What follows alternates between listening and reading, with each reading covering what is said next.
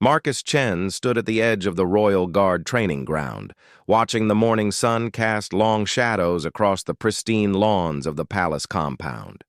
His small frame seemed even tinier next to the towering stone walls that surrounded the elite military facility. At 22 years old, Marcus was the youngest member ever recruited into the Royal Guard, but looking at him, most people wondered if there had been some kind of mistake. The other guards called him Little Mouse behind his back. Sometimes they said it to his face. Marcus had learned to keep his head down and his mouth shut when the jokes started flying. Today was no different as he made his way to the armory to collect his standard-issue rifle for morning drills. "Look who's here!" came a booming voice from across the courtyard. Sergeant Dixon, a mountain of a man with arms like tree trunks, was addressing his usual crowd of followers. "Little Mouse is ready for target practice. Think he can even lift that rifle today?" The group burst into laughter. Marcus felt his cheeks burn with embarrassment, but he continued walking. He had heard it all before. Comments about his size, his quiet nature, his thick glasses that made his eyes look enormous behind the lenses. They questioned why someone like him was even allowed in the Royal Guard. Marcus came from a poor family in the outer districts of the kingdom. His father worked in a textile factory, putting in 16-hour days just to keep food on the table. His mother cleaned houses for wealthy families, coming home each evening with her hands raw from scrubbing floors and washing dishes. They had sacrificed everything to give Marcus an education, hoping he could find a better life than the one they knew. When the Royal Guard announced they were accepting new recruits, Marcus saw it as his chance to honor his parents' sacrifices and serve his country. The physical requirements were tough, but Marcus had always been surprisingly strong for his size. The written exams played to his strengths. He had always been brilliant with numbers, strategy, and technical subjects that other candidates found boring. But passing the entrance requirements and actually fitting in with the Royal Guard were two very different things. The Royal Guard was an elite unit tasked with protecting the royal family and defending the palace from any threats. Most of the members came from military families or noble backgrounds. They were tall, strong, confident men who had grown up around weapons and warfare. They carried themselves with the swagger that came from generations of privilege and respect. Marcus, on the other hand, looked like he would be more comfortable in a library than on a battlefield. He spoke softly, never raised his voice, and seemed to disappear into the background during group activities. When the other guards talked about their father's military achievements or their family's estates, Marcus stayed silent. He had nothing to contribute to those conversations. During physical training, Marcus struggled with some of the strength-based exercises. While he could run for miles without getting tired and had excellent balance and coordination, he couldn't bench press as much as the other guards or do as many pull-ups. This gave them more ammunition for their jokes. "Maybe Little Mouse should try out for the palace kitchen staff instead," suggested Guard Thompson, another one of Dixon's friends. "He looks like he'd be good at peeling potatoes." The worst part was that Marcus genuinely wanted to be friends with these men. He admired their confidence and their apparent ease with military life. He had hoped that proving himself during training would eventually earn their respect. But as weeks turned into months, the mockery only seemed to get worse. The breaking point came during a routine training exercise. The guards were practicing room-clearing techniques, moving through a mock building set up on the training grounds. They worked in teams, and Marcus was paired with 3 other guards, including Dixon. As they approached a doorway, Marcus noticed something the others had missed. There was a small wire stretched across the bottom of the frame, a tripwire that would trigger a paint bomb designed to simulate an explosive device. He tried to warn his teammates. "Wait," Marcus said quietly, pointing at the wire. "There's a trap." But Dixon was already moving forward, confident and aggressive as always. "Don't overthink it, Mouse. Just follow my lead." The paint bomb exploded, covering all 4 team members in bright red paint that would mark them as casualties in the exercise. The training instructor, Captain Rodriguez, was not pleased. "What happened here?"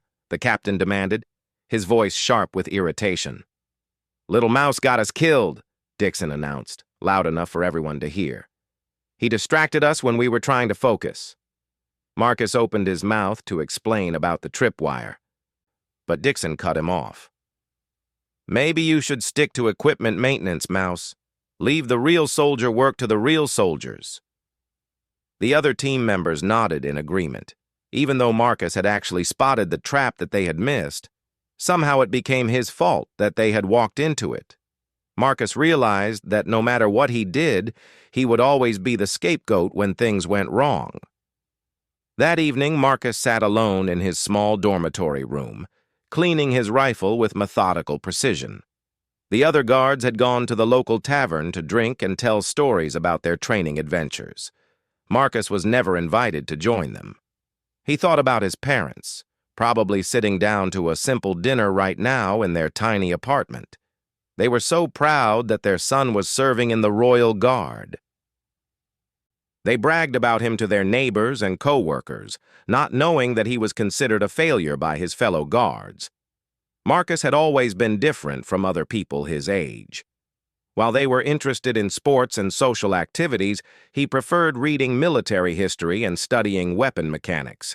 He had taught himself everything he could find about firearms, ballistics, and marksmanship. It was a hobby that had started when he was 12 years old and found an old hunting manual in a used bookstore. But none of that seemed to matter here. The Royal Guard valued traditional military virtues like physical strength, loud confidence, and the ability to dominate others through force of personality. Marcus possessed different qualities: patience, precision, analytical thinking, and an almost supernatural ability to remain calm under pressure. During target practice sessions, Marcus consistently scored well, but his quiet competence was overshadowed by the flashy performance of guards like Dixon, who would shoot quickly and celebrate loudly even when their accuracy was mediocre. The instructor seemed to pay more attention to confident mediocrity than to quiet excellence. The social dynamics of the Royal Guard reminded Marcus of his school days, where he had also been an outsider. But he had hoped that a military organization would be different, that merit and performance would matter more than popularity and social connections. As he finished cleaning his rifle, Marcus made a decision. He would stop trying to fit in with the other guards and focus on becoming the best soldier he could be. Maybe he would never earn their friendship, but he could still serve his country with honor and make his parents proud. The next morning brought news that would change everything for the Royal Guard. Captain Rodriguez called all the guards together for an emergency briefing in the main conference room. His face was serious as he addressed the assembled men. "Gentlemen, we have received intelligence about a potential threat to the royal family," he announced. "There are credible reports that an assassination attempt may be planned for the upcoming Independence Day celebration." The room fell silent. The Independence Day celebration was the biggest public event of the year, with the royal family appearing on the palace balcony before thousands of citizens gathered in the courtyard below. It would be a perfect opportunity for someone with violent intentions. "We will need to implement extraordinary security measures," Captain Rodriguez continued. "Every member of this unit will have specific responsibilities for protecting the royal family and securing the event." Marcus felt a mix of excitement and nervousness. This would be his first real test as a member of the Royal Guard. All the training exercises and practice drills had been leading up to moments like this, actual threats that required real skill and courage to handle. But as the captain began assigning roles and responsibilities, Marcus realized that once again, he was being overlooked. The other guards were given important positions. Some would be stationed close to the royal family, others would patrol the crowds, and a few would be positioned on nearby rooftops as lookouts. When it came to Marcus, the captain paused, seeming to struggle with where to place him. "Chen," he said finally, "you'll be assigned to equipment check and backup support." Marcus felt his heart sink. Equipment check meant he would be stuck in the armory, counting ammunition and testing radio equipment, while the real guards handled the actual security work. It was essentially a desk job during what could be the most important operation of his career. He wanted to speak up, to volunteer for a more active role, but the culture of the Royal Guard had taught him that questioning assignments was not acceptable, especially for someone in his position. Dixon couldn't resist making a comment as the briefing ended and the guards filed out of the room. "Perfect assignment for Little Mouse," he said with a grin. "Keep him safe in the basement while the real men handle the danger." Several other guards chuckled at the comment. Marcus walked away without responding, but inside he was burning with frustration and disappointment. That night, he lay awake thinking about the upcoming Independence Day celebration. Somewhere out there was someone planning to hurt the royal family, people who represented everything good about their kingdom. The thought of an innocent person being harmed while he sat safely in the armory counting bullets made him feel sick. Marcus had joined the Royal Guard to make a difference, to protect people who couldn't protect themselves. But instead, he was being treated like a liability rather than an asset. He began to wonder if maybe the other guards were right about him. Maybe he really didn't belong in this elite unit. As the days passed, preparations for the Independence Day celebration intensified. The other guards threw themselves into planning and training, running through various security scenarios and practicing their coordination. Marcus watched from the sidelines, relegated to checking inventory lists and maintaining equipment. But Marcus was observant, and he began to notice things that the other guards missed. During their planning sessions, he spotted several potential security gaps in their coverage. There were angles of approach that weren't being monitored, timing issues with patrol rotations, and communication blind spots that could be exploited by someone with hostile intentions. He tried to bring these concerns to Captain Rodriguez, but the captain was busy with bigger picture issues and seemed to view Marcus's observations as unnecessary worry from someone who wasn't directly involved in the security planning. "Don't overthink it, Chen," the captain said dismissively. "The senior guards have experience with these kinds of events. Trust their judgment." But Marcus couldn't shake the feeling that something important was being overlooked. His analytical mind kept finding problems with the security plan that no one else seemed to see or care about. 3 days before the Independence Day celebration, Marcus made a discovery that would prove more significant than anyone could have imagined. While conducting his routine equipment inventory, he found something unusual in one of the storage rooms. Hidden behind some old training materials was a detailed map of the palace grounds and the surrounding buildings. Someone had marked specific locations with red X's and drawn sight lines that would provide perfect vantage points for a sniper attack. Marcus's blood ran cold as he realized what he was looking at. This wasn't just a random map. It was a carefully planned assassination plot, and somehow it had made its way into the secure areas of the Royal Guard compound. His hands shaking slightly, Marcus took the map straight to Captain Rodriguez's office. But the captain was in a meeting with palace security officials and couldn't be interrupted. Marcus waited outside for over an hour, clutching the evidence that could prevent a tragedy. When the captain finally became available, Marcus rushed into his office and spread the map on his desk. "Sir, I found this hidden in the equipment storage room," Marcus said urgently. "I think someone is planning to attack during the Independence Day celebration." Captain Rodriguez studied the map for a few moments, his expression growing more serious as he absorbed the implications. "This is concerning," he admitted. "But how do we know this isn't just an old training exercise map? We use similar materials for planning security coverage." Marcus had thought about this possibility, but something about the map felt different. The markings were too precise, too detailed for a routine training exercise. and the fact that it was hidden suggested someone didn't want it to be found. Sir, the sight lines marked here would give a sniper perfect shots at the royal balcony, Marcus explained, pointing to the various positions marked on the map. And these aren't positions we're currently monitoring in our security plan. The captain was quiet for a long moment, weighing Marcus's words. Finally, he nodded. You're right to bring this to my attention.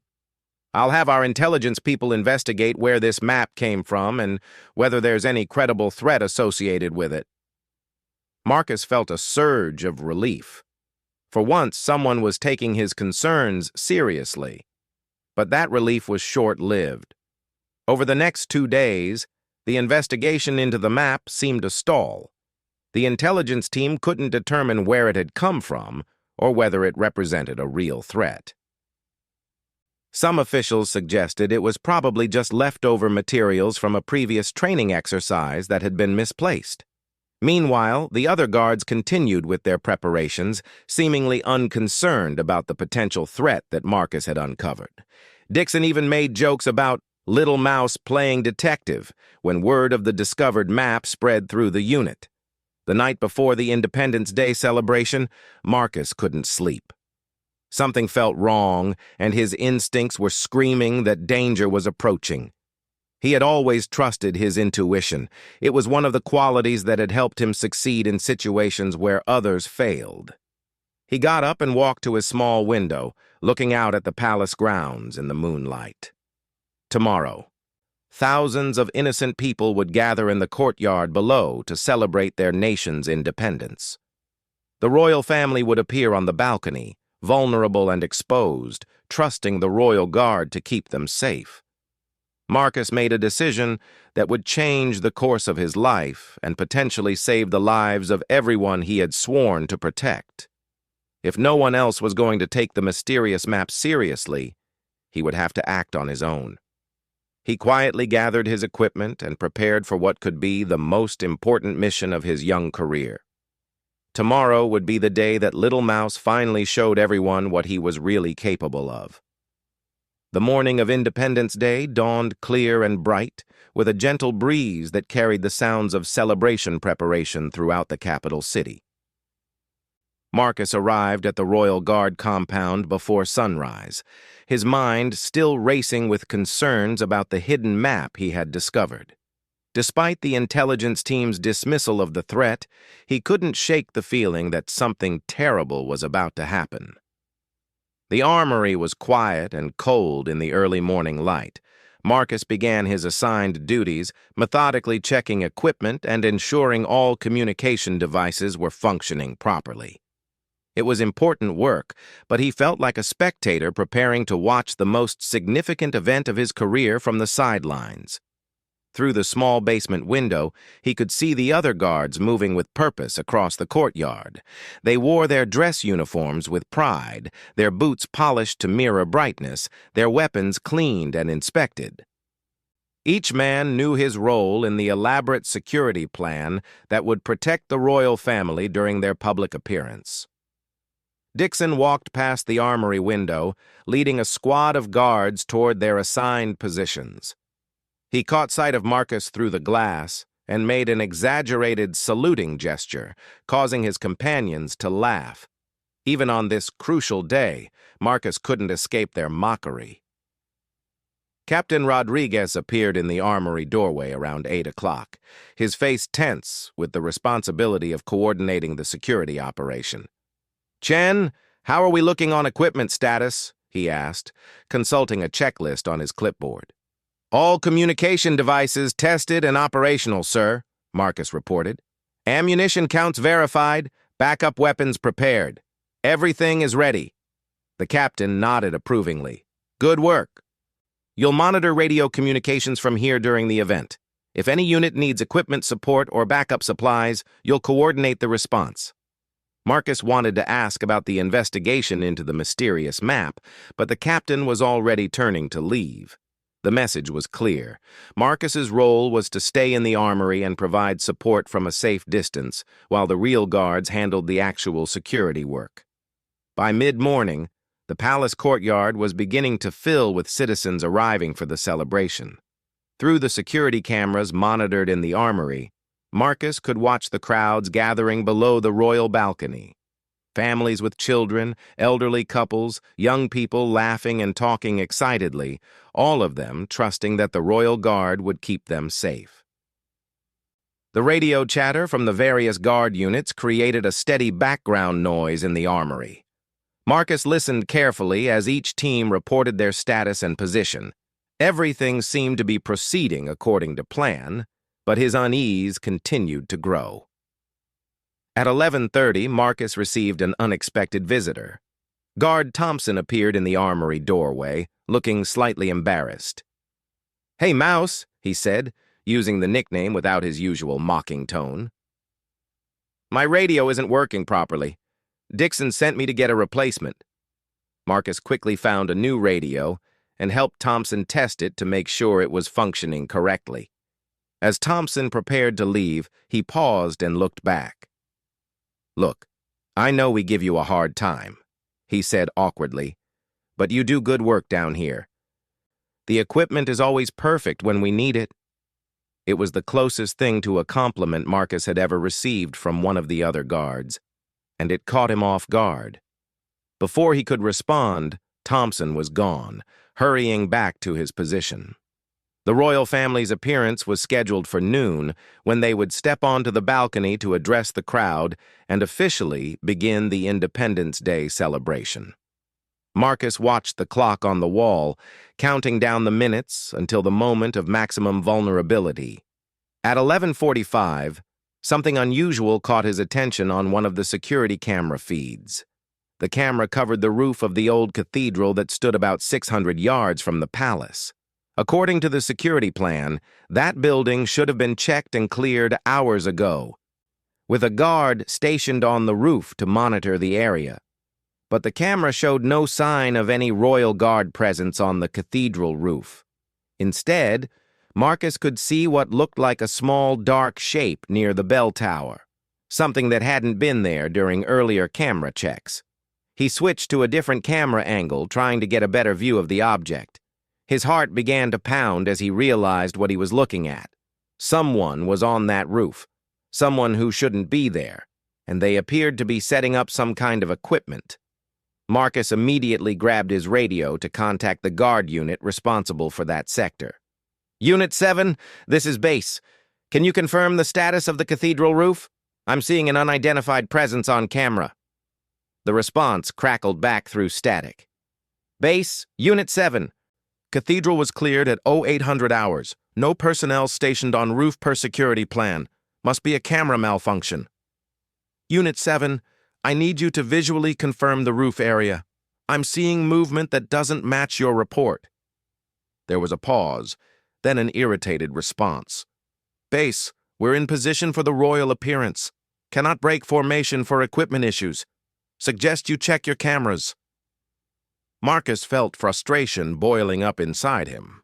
He knew what he was seeing wasn't a camera malfunction. Someone was definitely on that cathedral roof, and they were in a perfect position to threaten the royal family when they appeared on the balcony. He tried contacting Captain Rodriguez directly, but the captain was busy with final preparations and didn't respond to his radio calls. Marcus checked the camera feed again, and his blood ran cold. The figure on the cathedral roof had definitely set up what looked like a rifle, and it was pointed directly at the royal balcony. The clock showed 11:58. In 2 minutes, the royal family would step onto the balcony, completely exposed to whoever was hiding on that distant rooftop. Marcus faced the most important decision of his life. He could follow orders, stay at his post, and hope that someone else would notice the threat. Or he could abandon his assigned position and take action on his own, knowing that it would probably end his career in the royal guard. The image of the innocent families gathered in the courtyard flashed through his mind.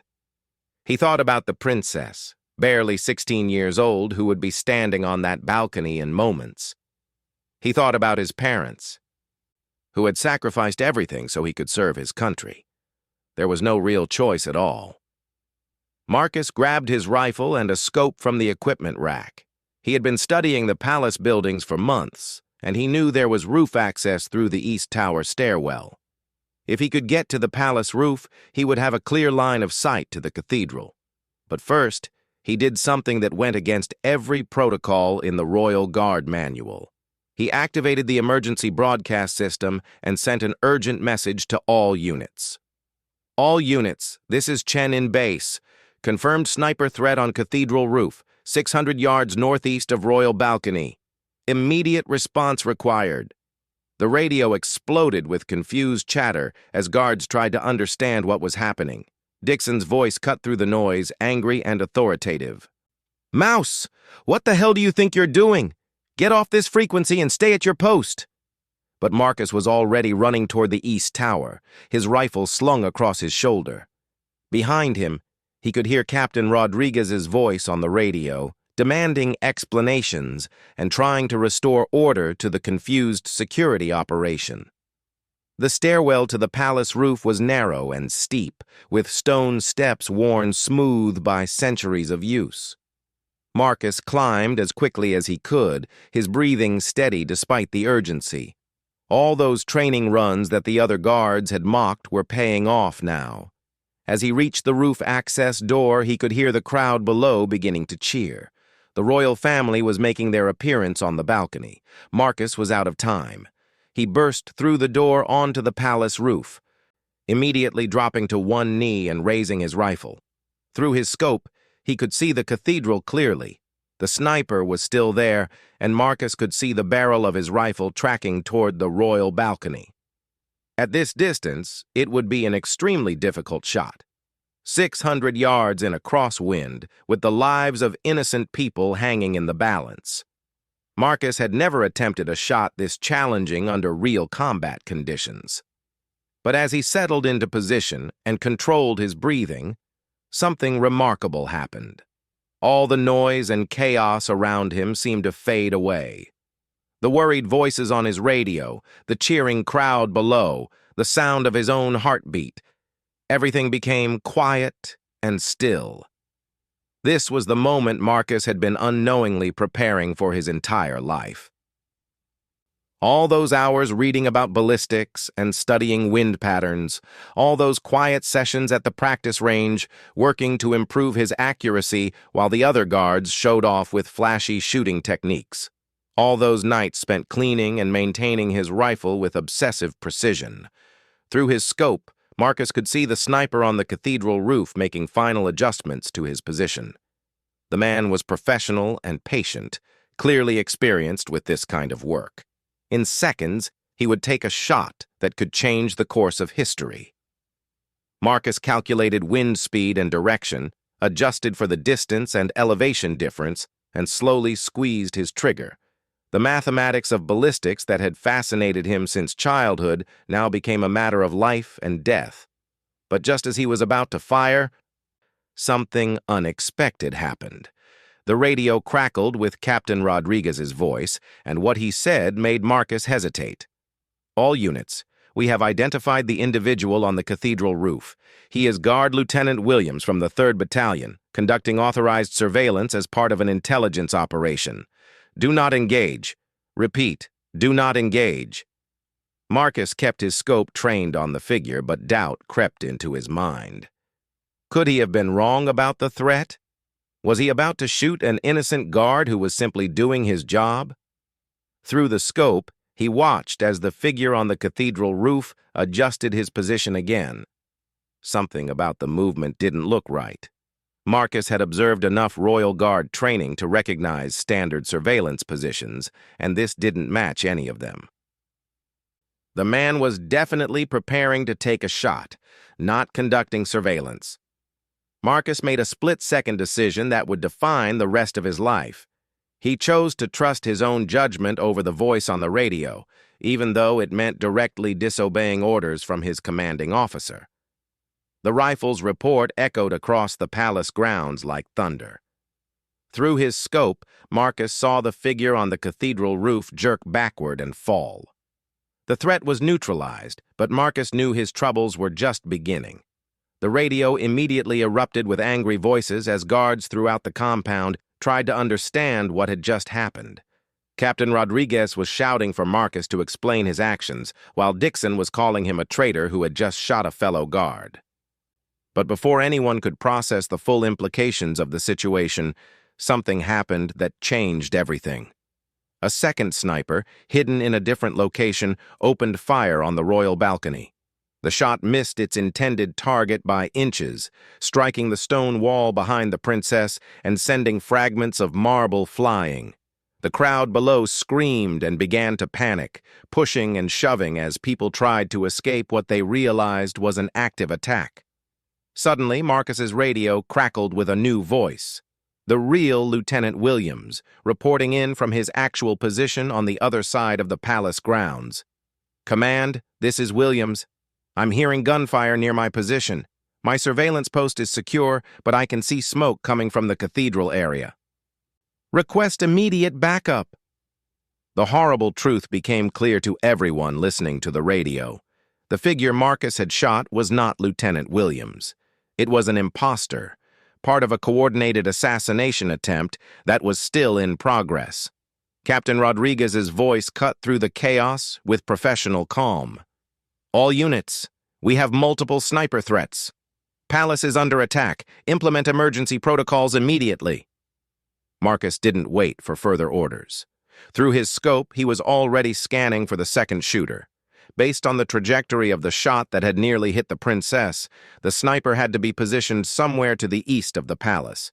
His training and analytical mind kicked into overdrive. He considered the angles, the timing, the coordination required for multiple snipers to work together. This wasn't a random attack. It was a sophisticated operation that had been planned for months. The mysterious map he had found suddenly made perfect sense. It hadn't been a training exercise or a mistake. It had been intelligence about the actual attack plan, somehow intercepted or stolen from the conspirators. As Marcus continued scanning for the second shooter, he realized something that made his blood run cold. The security plan that the Royal Guard had been following all morning was flawed in exactly the ways he had tried to warn Captain Rodriguez about. The blind spots he had identified were being exploited by the attackers. Someone with detailed knowledge of Royal Guard procedures had helped plan this assassination attempt. The attackers knew where the guards would be positioned, which areas would be monitored, and how to avoid detection until it was too late. Marcus spotted movement on the roof of the Treasury building, about 400 yards to the southeast.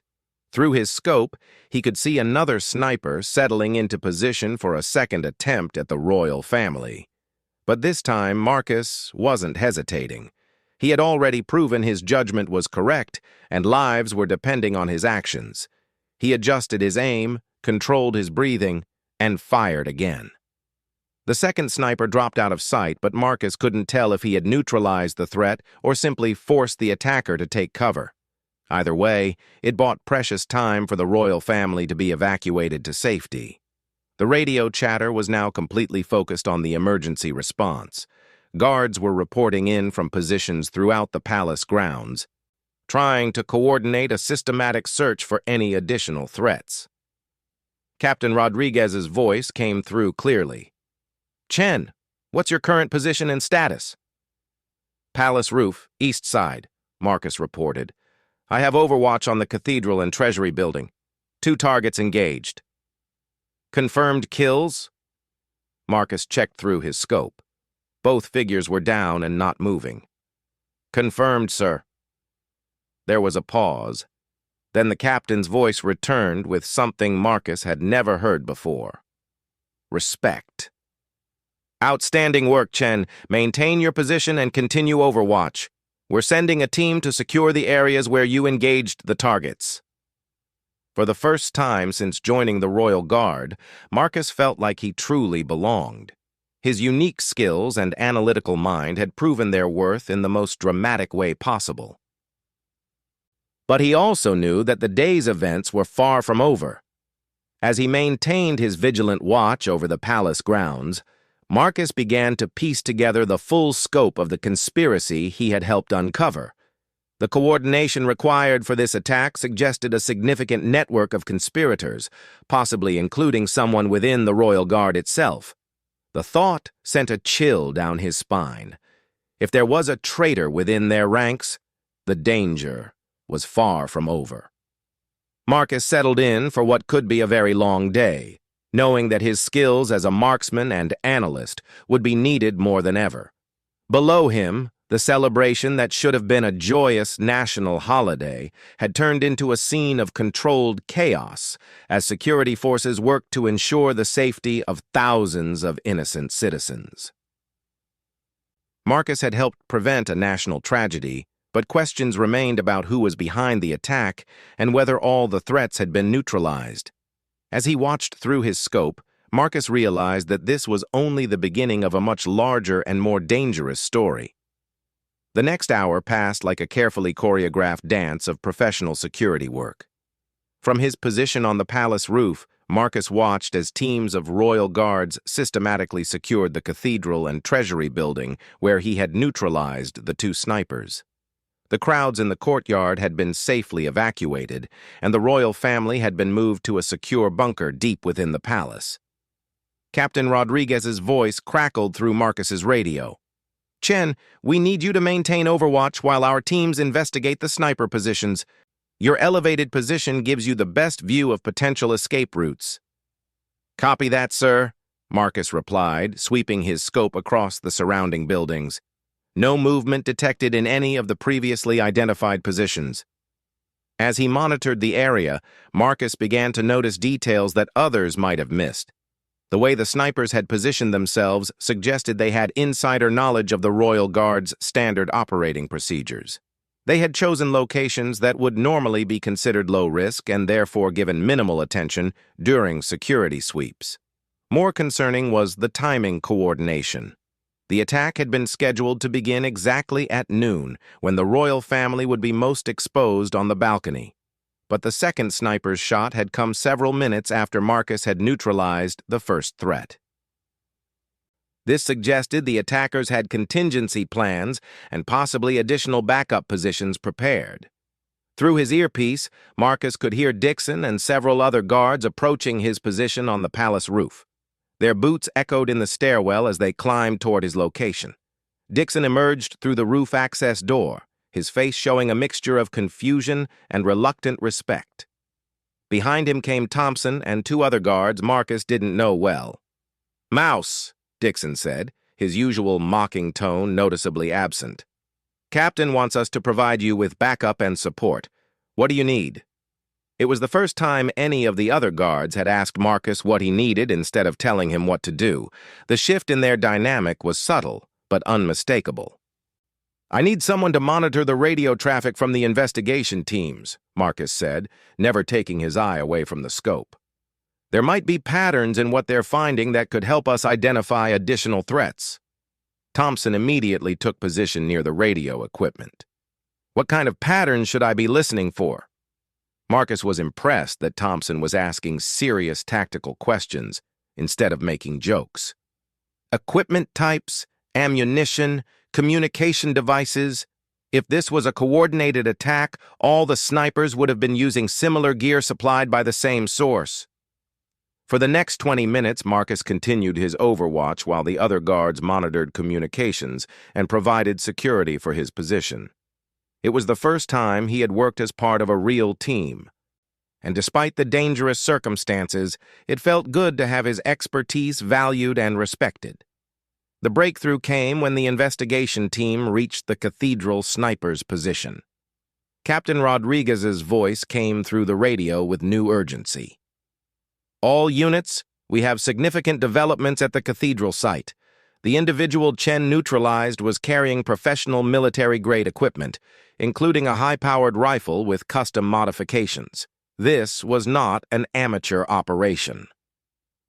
Marcus wasn't surprised by this information, but it confirmed his analysis of the threat level. Professional assassins with military training and specialized equipment represented a far more serious danger than random extremists with basic weapons. The captain continued. We've also recovered communication equipment that suggests coordination with additional personnel. This attack may not be over. As if to emphasize his point, Marcus spotted movement through his scope on a building that hadn't been part of the original security plan. About 800 yards to the north, on the roof of the old courthouse, someone was moving slowly toward what looked like a prepared position. "Command, this is Chen. I have visual on a potential third sniper, courthouse roof, north side. Individual appears to be accessing a pre-positioned site." The response was immediate. "All units, redirect to courthouse area. Chen, do you have a clear shot?" Marcus studied the target through his scope. 800 yards was at the very edge of his effective range, especially with the variable winds that had picked up since noon. The target was also partially concealed behind architectural features of the old building, but as Marcus watched, the figure moved into a more exposed position, clearly preparing to engage the palace. Through his scope, Marcus could see the distinctive outline of a sniper rifle being assembled. "Affirmative shot available," Marcus reported. "But the range is extreme. If I miss, the target will likely relocate to a position I can't cover." "Take the shot," Captain Rodriguez ordered without hesitation. "We can't let him get set up." Marcus had never attempted a shot this challenging under combat conditions. 800 yards required perfect calculation of wind, humidity, temperature, and elevation. The mathematics that had fascinated him as a hobby now became literally a matter of life and death. He controlled his breathing, just as he had learned from years of solitary practice. The world around him became quiet and focused. The nervous chatter of the other guards faded away. Even the sound of his own heartbeat seemed to disappear. Through the scope, Marcus could see the sniper on the courthouse roof making final adjustments to his weapon. In seconds, this professional killer would have a perfect shooting platform to threaten anyone in the palace complex. Marcus made his calculations, adjusted for the crosswind, and slowly squeezed the trigger. The shot took almost 2 full seconds to cover the distance. Through his scope, Marcus watched the target suddenly collapse and go still. At 800 yards, it was impossible to be certain of the result, but the figure didn't move again. "Target down," Marcus reported. The radio was quiet for a moment. Then Captain Rodriguez's voice returned with clear admiration. "Outstanding marksmanship, Chen. Investigation team is moving to confirm." Dixon, who had been watching the shot through binoculars, let out a low whistle. 800 yards in a crosswind," he said to the other guards. "I couldn't make that shot on my best day." It was the first compliment Dixon had ever given Marcus, and coming from someone whose opinion had mattered so much for so long, it felt surreal. But Marcus didn't have time to enjoy the recognition. His analytical mind was working through the implications of what they had discovered. 3 professional snipers, positioned at carefully calculated distances and angles, with military-grade equipment and detailed knowledge of Royal Guard procedures. "Captain," Marcus said into his radio, "I think we need to consider that this might be a distraction." "Explain." Marcus had been thinking about the tactical situation from the perspective of someone planning an assassination. 3 snipers positioned around the palace creates a lot of visible activity and forces us to respond in predictable ways. But what if the real attack is coming from a different direction entirely? Through his scope, Marcus began scanning areas that weren't part of the current search operation. His theory was that while the Royal Guard was focused on the sniper positions, the real assassins might be using the chaos to approach the palace through routes that were now unguarded. "What are you thinking, Chen?" Captain Rodriguez asked. "The underground tunnels, sir. The old service passages that connect to the palace basement. While we're all focused on rooftop positions, someone could be approaching from below." There was a pause. Then the captain's voice returned with new urgency. "You might be right. We pulled guards from tunnel security to respond to the sniper threats. Stand by." Marcus continued his overwatch, but now he was looking for different signs. Instead of scanning rooftops for snipers, He was watching for any indication that someone might be accessing the underground passages that honeycombed the old part of the city. Thompson, who had been monitoring radio traffic, suddenly spoke up. "Marcus, I'm hearing something strange from the palace basement security team. They're reporting equipment malfunctions in the tunnel access sensors." Marcus felt his pulse quicken. Equipment that had been working perfectly all morning didn't suddenly malfunction during a security crisis without a reason. "Get me a direct line to basement security," Marcus ordered. It felt strange to be giving orders to guards who had outranked him in the unofficial hierarchy just hours ago. But everyone seemed to accept his authority on tactical matters now. The basement security chief's voice came through the radio. "This is Sergeant Martinez in basement security. We've had sensor failures in tunnels 7, 12, and 15. Maintenance says it might be power fluctuations from the emergency lighting system." Marcus studied the map of tunnel locations that was part of his security briefing materials. Tunnels 7, 12, and 15 formed a perfect triangle around the main palace foundation, with access points that would allow someone to approach the building from 3 different directions simultaneously. "Sergeant Martinez, those aren't random equipment failures," Marcus said. "Someone is deliberately disabling your sensors in a pattern that would allow coordinated access to the palace.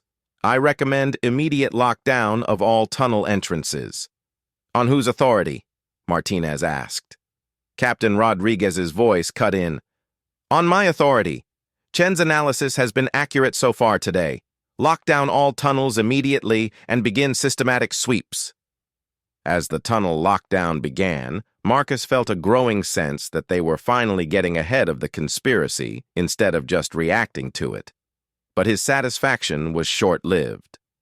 Thompson, who was still monitoring communications, suddenly grabbed Marcus's arm.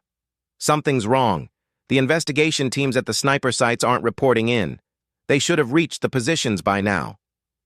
Marcus felt a chill of realization. The investigation teams had walked into what might be additional traps.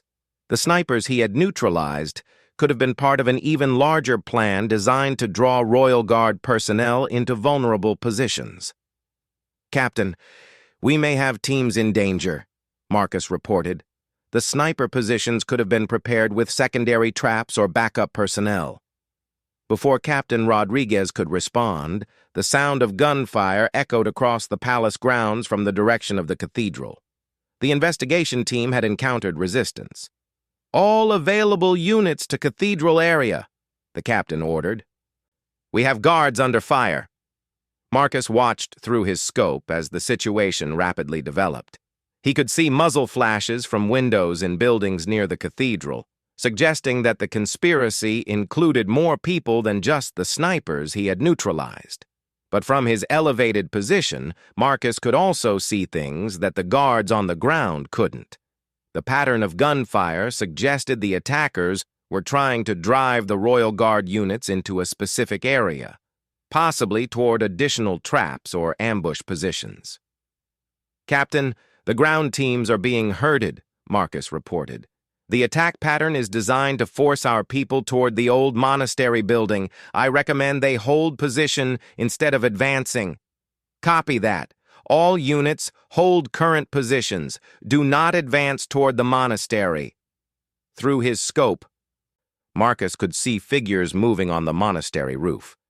They appeared to be setting up positions that would have given them perfect fields of fire if the Royal Guard units had continued their advance into the trap. "I count at least 4 additional hostiles on the monastery roof," Marcus reported. "They're positioned to ambush anyone approaching from the cathedral direction." This was no longer just an assassination attempt. It was a full-scale assault on the Royal Guard, designed to cause maximum casualties among the kingdom's elite protective force. Dixon, who had been quietly observing Marcus's work, spoke up.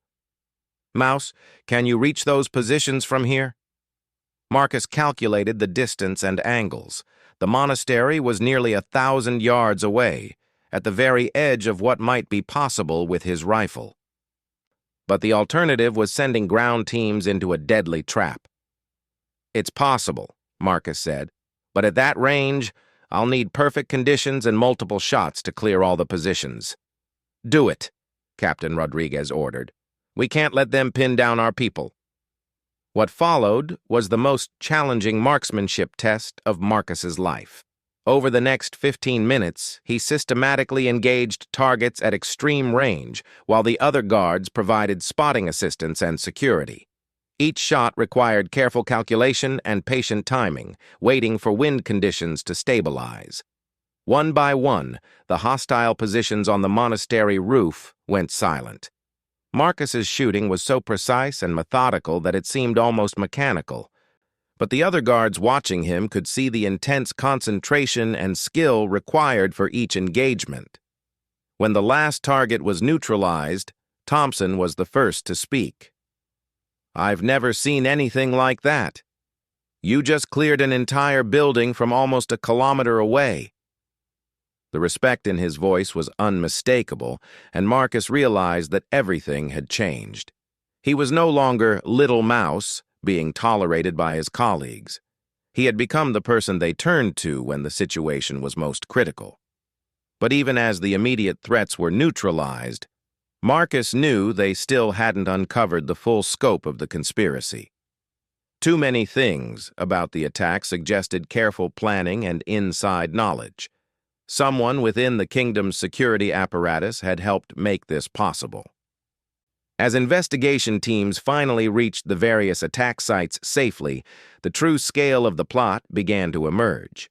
The evidence they recovered would prove that Marcus's instincts about the conspiracy had been correct and that his actions had prevented not just an assassination, but a coordinated assault that could have decapitated the kingdom's entire leadership structure. The young man who had been mocked and dismissed was now the hero of one of the most significant security operations in the Royal Guard's history. But Marcus knew that recognition was less important than the knowledge that he had finally found his place, not as someone trying to fit in with others, but as someone whose unique talents could protect the people he cared about most. The investigation that followed the failed assassination attempt revealed a conspiracy so extensive that it shocked even the most experienced members of the Royal Guard. In the secure briefing room 3 days later, Marcus sat at a polished oak table surrounded by the kingdom's highest-ranking security officials, including General Morrison, the head of all royal security forces. Captain Rodriguez stood at the front of the room, presenting the findings that Marcus's quick thinking had made possible. The mysterious map that Marcus had discovered in the equipment room had been just the tip of an enormous plot involving corrupt officials, foreign agents, and a network of professional assassins.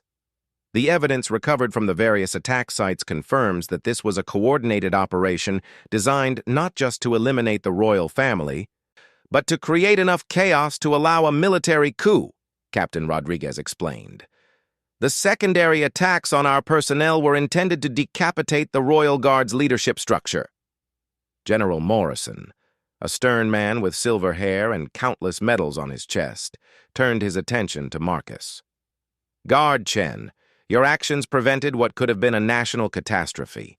Without your analytical skills and marksmanship, we would likely be dealing with a very different situation today." Marcus felt overwhelming pride, but also humility. He thought about all the people who could have been hurt or killed if the conspiracy had succeeded, not just the royal family, but the thousands of innocent citizens who had gathered for what should have been a celebration.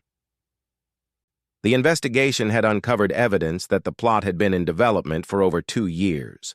The conspirators had placed agents in various government positions, including one mid-level official in the palace security office who had provided detailed information about Royal Guard procedures and schedules. But perhaps most shocking was the discovery that the conspiracy had expected to succeed, partly because they had underestimated the Royal Guard's capabilities. Their planning had accounted for standard security responses, but they hadn't anticipated the kind of exceptional marksmanship and tactical analysis that Marcus had provided. "The sniper who escaped from the Treasury building has been captured," Captain Rodriguez continued. Under interrogation, he admitted that they had intelligence about all our standard sniper positions and response protocols. What they didn't expect was someone engaging from an unplanned position with the level of accuracy that Guard Chen demonstrated. Dixon, who was also present at the briefing, spoke up. "Sir, if I may ask, how did Chen know to look at those specific buildings?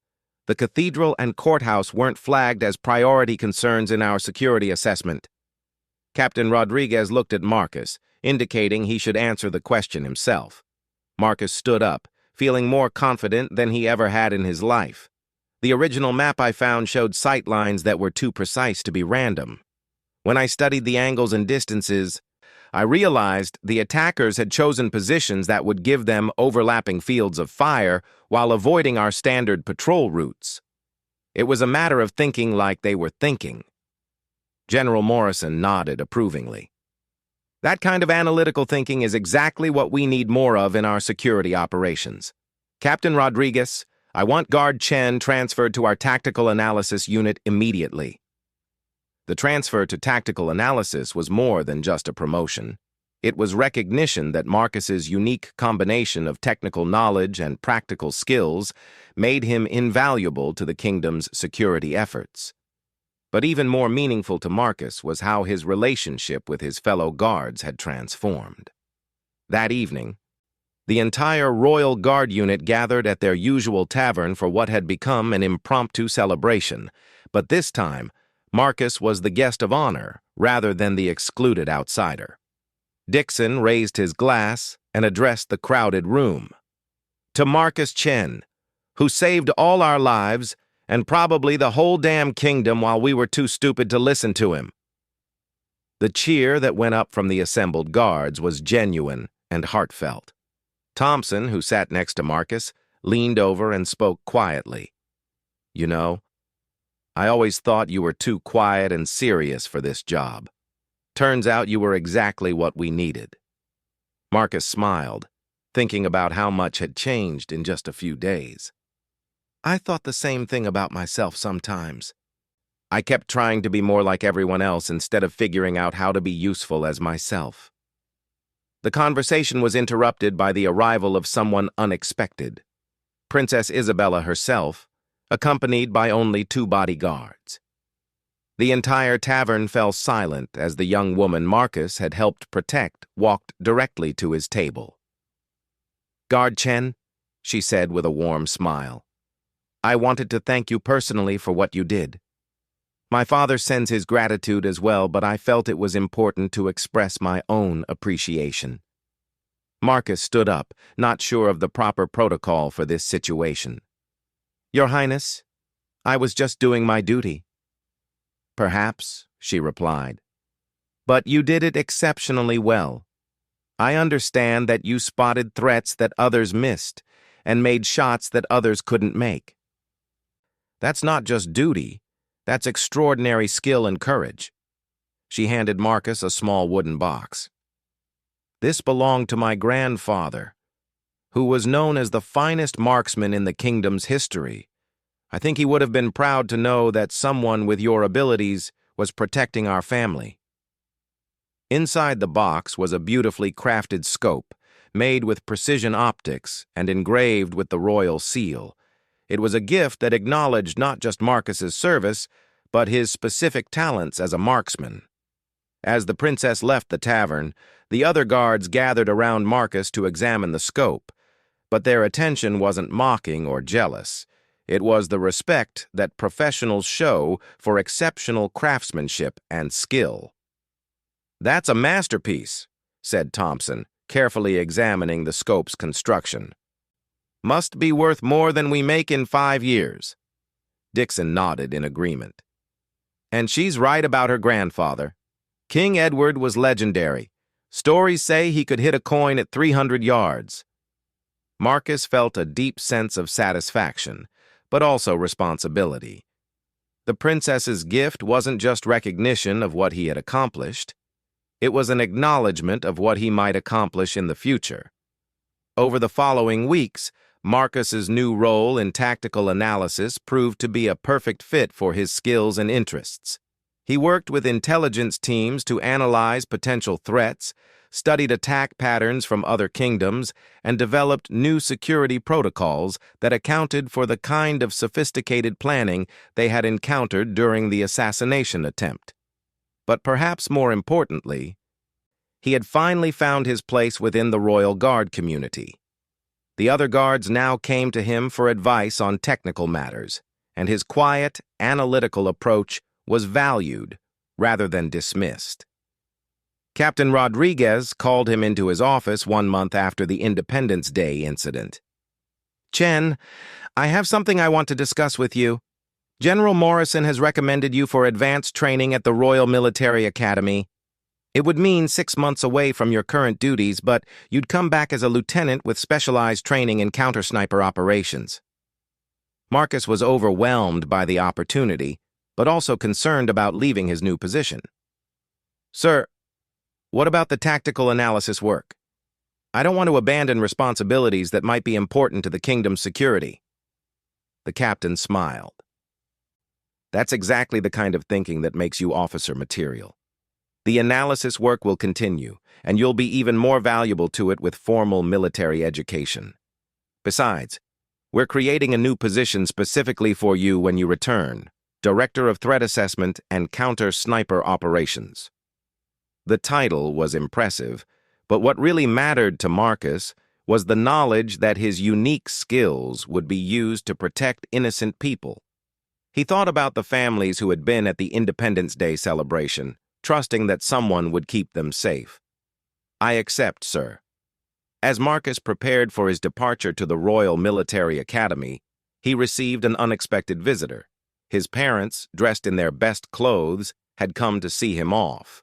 His father, still wearing the calloused hands of a factory worker, looked around the Royal Guard compound with obvious pride. "Son, we always knew you were special, but we never imagined anything like this."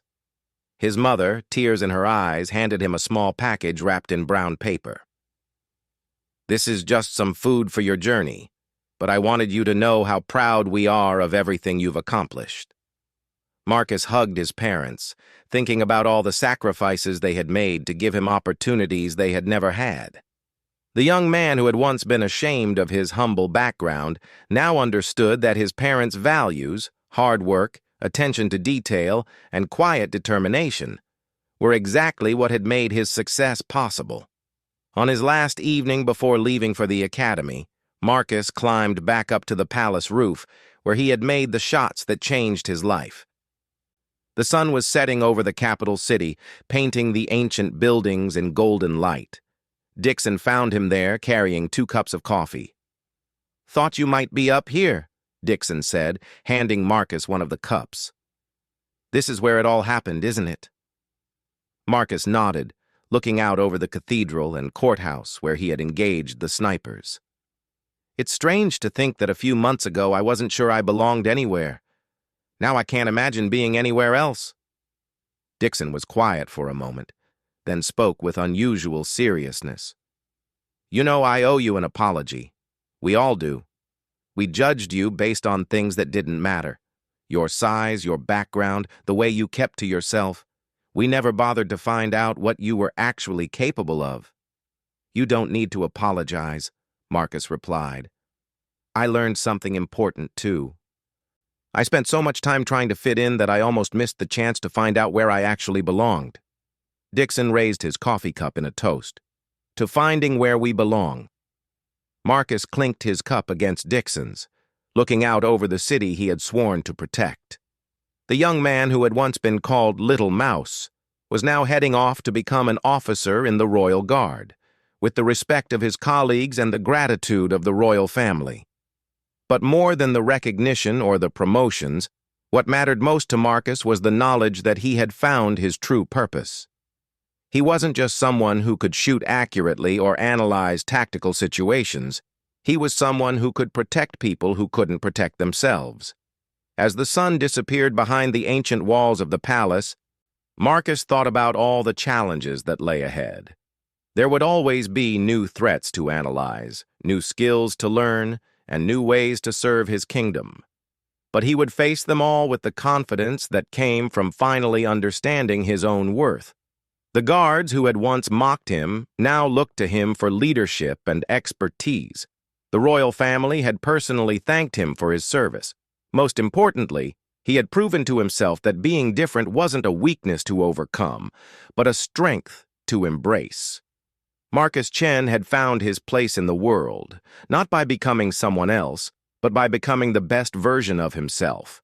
And in a kingdom that faced constant threats from those who would do harm to innocent people, there was no more important job than that of the quiet young man who saw what others missed and acted when others hesitated. The story of Little Mouse was over. The story of Lieutenant Marcus Chen, defender of the realm and protector of the innocent, was just beginning.